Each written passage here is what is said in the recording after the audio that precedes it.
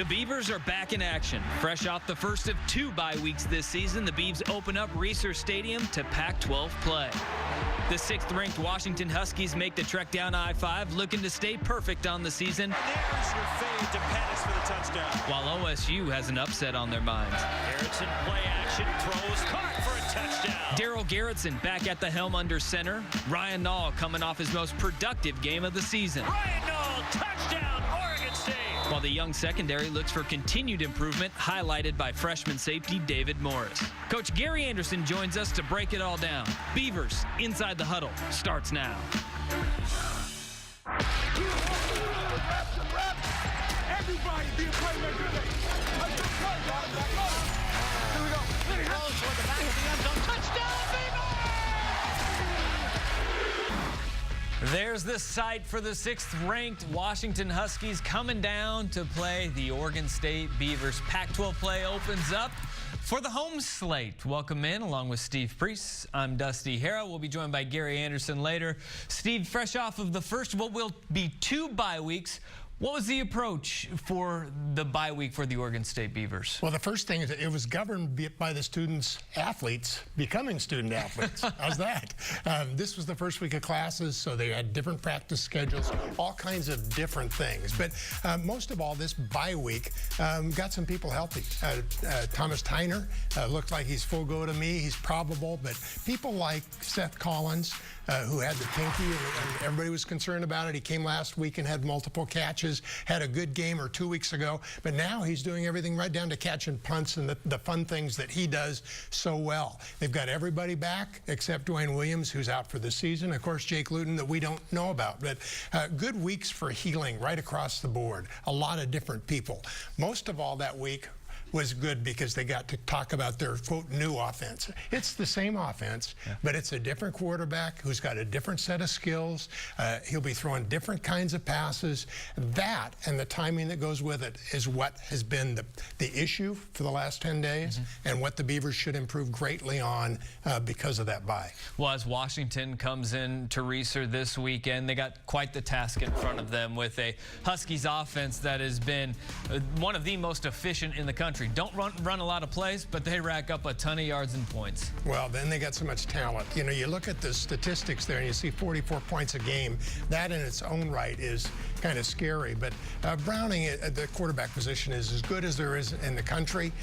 You know, he's in a conference with 4 or 5 guys that are just phenomenal, but he does it all well. He throws well. You see with the kind of passes he throws. He can throw it on a line. He can lay it out there. He's also got great mobility, as you see in these pictures. He's a guy who can judge his throwing lanes, who knows where he's going to throw it, who can time it, who reads well. His progressions are absolutely great, and he's an experienced signal caller. He's tough to beat. And once you focus on him, they've got a running back in Myles Gaskin, who's one of the more dynamic that the Pac-12 has. Well, he had a couple slow weeks to start with, but then he rolls 202 yards out against a very good Colorado defense.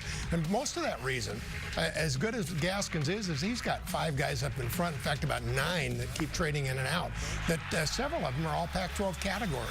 They're really good football players, and they're loaded and they're deep. And, you know, because the offense is so balanced, it makes Gaskins really good. Well, you mentioned it, 200 yards against Colorado. That's 2/3 of his production so far this year. That's it. In one game. All right, on the other side of the football, if you look at it might be the perfect week to have Daryl Garrettson stepping back into this starting quarterback role with the aggressive ball-hawking defense that Washington will throw at the Beavs. Absolutely. You don't want to be able to be put in a position where you're standing there, letting them rush you, letting them go after you. You know, this is a team that's got 13 sacks. They put constant pressure on.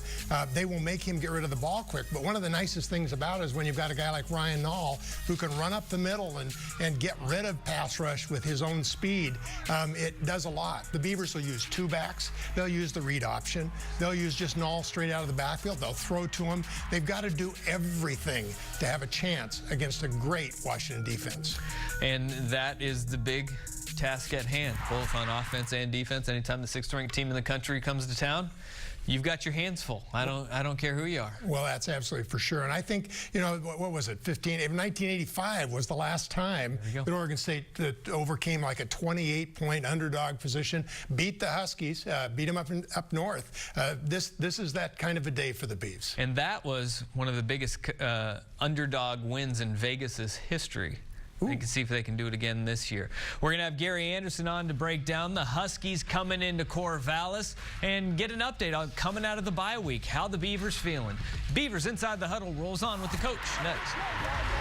All right, let's head on down to Corvallis. Coach Gary Anderson joining us live at Gill Coliseum. Coach, thanks for joining us. And I guess where we got to start is coming out of this bye week, how much time do you guys devote to polishing up what you guys already do, and how much of it is adding new wrinkles heading into this now the second third of your season? Well, both. Without a doubt, you try to make sure you're using your personnel the right way. Obviously, the change in quarterback is going to change things, not drastically, but it will definitely change things. And you look at what you have not done well and what you've done well, and you try to adjust and, again, get the kids in the positions to be successful. So you look at the whole program throughout the bye week, but, you know, we came back on Monday, and obviously that was behind us at that point, and we were full steam ahead on Washington, and we were able to get a couple good days head start on Washington during the bye week also.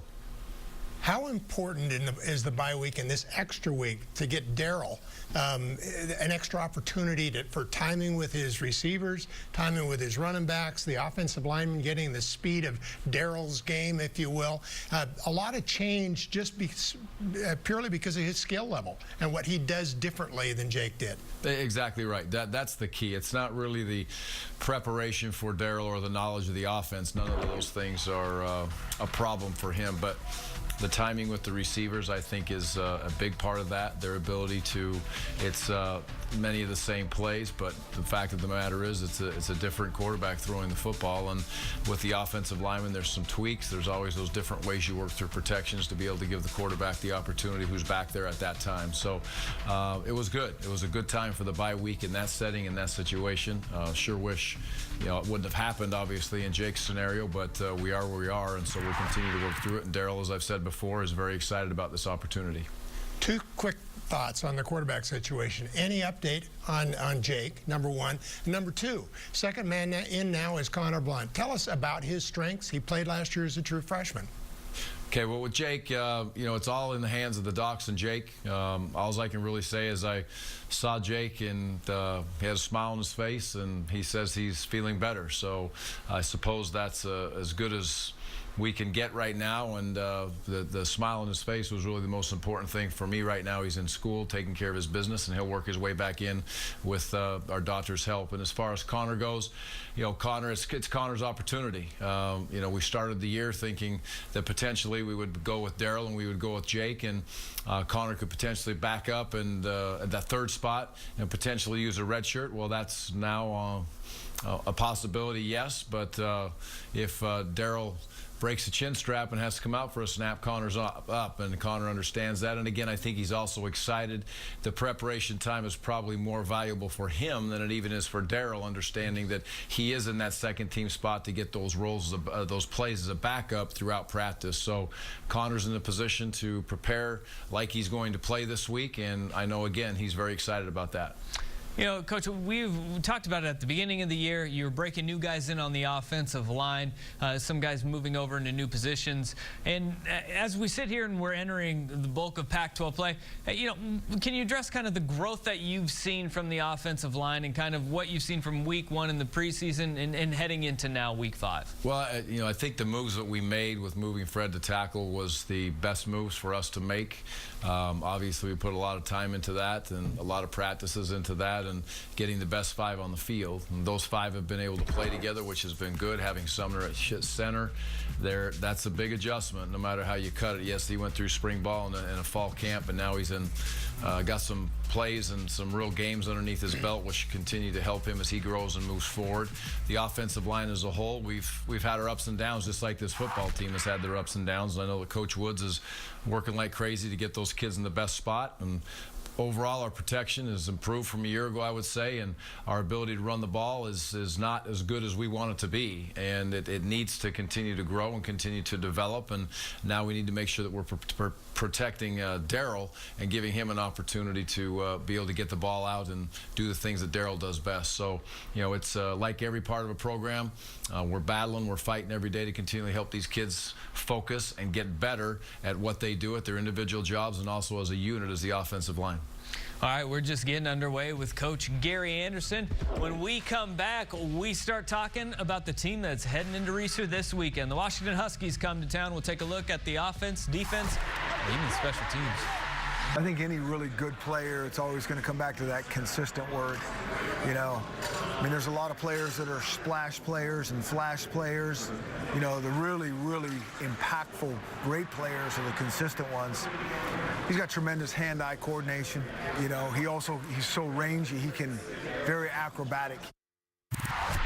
That is Washington coach Chris Peterson on Dante Pettis, their wide receiver and return man, as we welcome back in Coach Gary Anderson down in Corvallis. They got a pretty special punt returner on the other side of the football coming into town this weekend. Dante Pettis, in 3 of 4 games this year, has returned a punt for a touchdown. What are you guys planning to do special teams-wise, especially in that punt game, with a guy like Pettis returning kicks? Well, the simple answer with Dante is to get him to fair catch it or not allow him to get his hands on the ball. And, that'll definitely be the plan going in.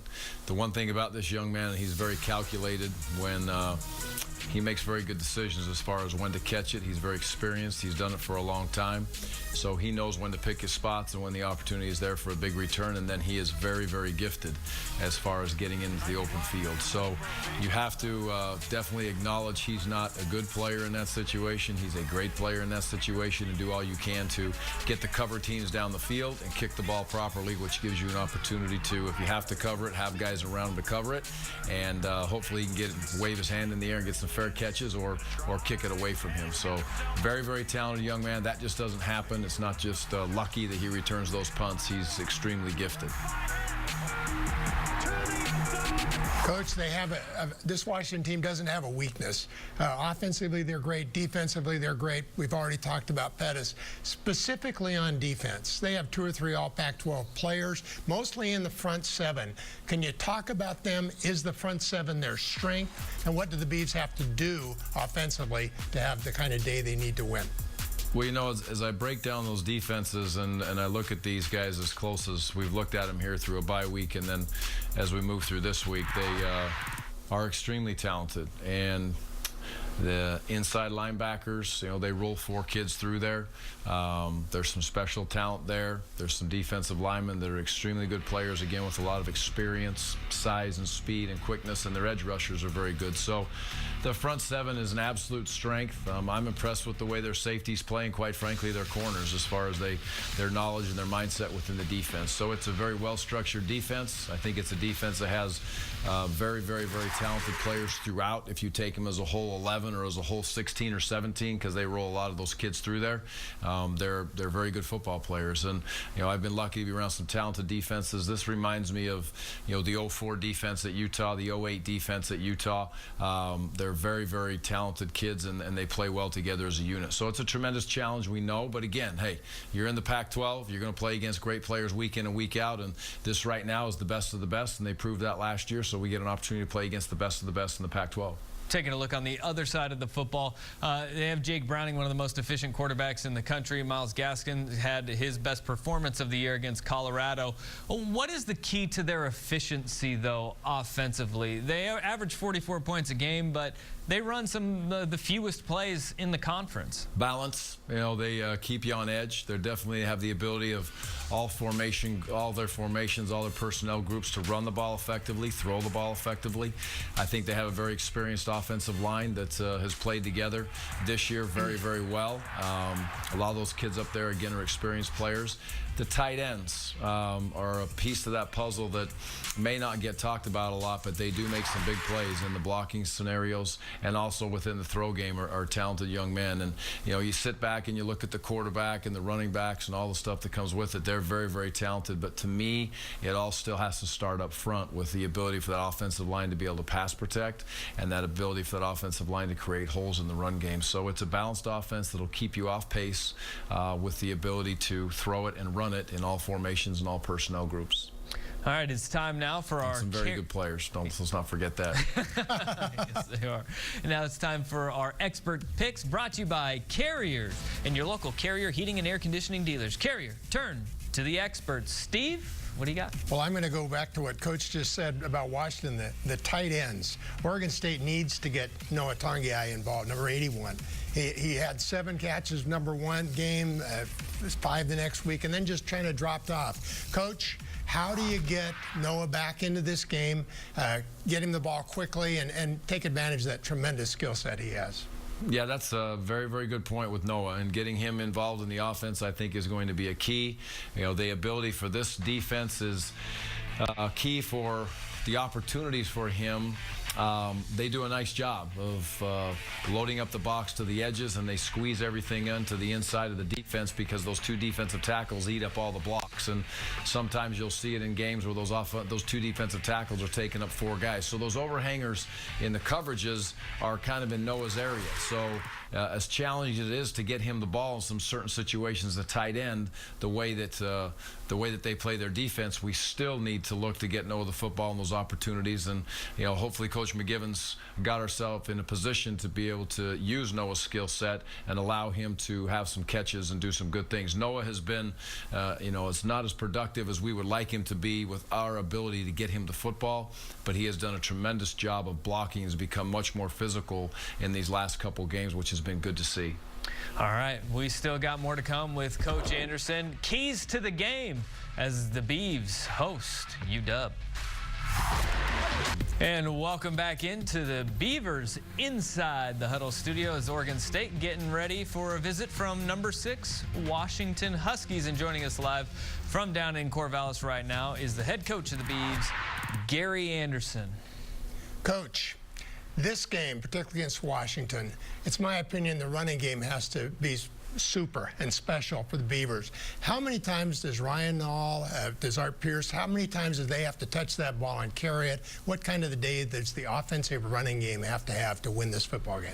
Well, I think we're going to have to control the football, and I don't have a number on how many carries each kid gets or how many total numbers of carries or how many rushing attempts we have, but we have to be able to run the ball effectively, and that is a big part of this football game for us as a whole, and we have to be able to throw it effectively, frankly. And the big thing for our offense is to put ourselves in a position to stay on the field, execute when we get into those 3rd down situations, and the best way to execute in 3rd down situations is to stay in manageable 3rd down situations, and the best way to do that is obviously to execute and get yourself in a position on 1st down and 2nd down to gain some yards. And you get into 3rd and long in this situation against these guys, the way they rush the passer, it's going to become very difficult. But the run game is very important for us to be able to have a quality run game, a successful run game, and then our ability to get the ball out of our hands.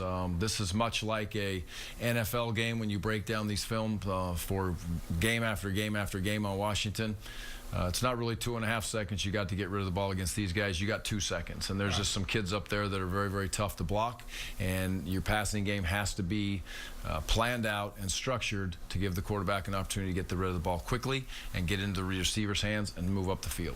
That sounds like we got your offensive keys of the game locked up. How about defensively, special teams? What are some keys of the game for the Beavs as the Huskies come calling?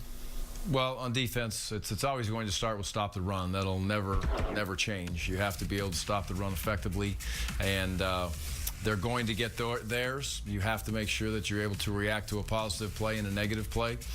Playing solid gap defense against the run, tackling well against the run, and fitting on the edges of the defense is imperative. This is a back that if you tackle him high, he'll carry you or he'll make you miss, and that will be the bottom line. And you have to be able to tackle well. As far as our defense within the throw game, get some push in the pocket, make the quarterback feel uncomfortable, not allowing him to escape to his right, I think is a very very important part to his game. He does it week in and week out. He's done it his whole career. His ability to get out to the right and escape is very impressive for him to get out there. His receivers do a tremendous job of helping him when he breaks the pocket out to the right and keep him in there and squeezing it down, forcing him to feel uncomfortable being important. And then, you know, mixing up our coverages, our ability to be able to hopefully show him some things that he hasn't seen to this point.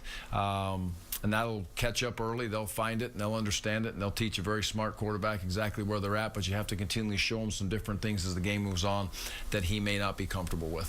Special teams wise, we've already talked about our punt team, our ability to control. A tremendous player in that situation, and Dante is very, very important.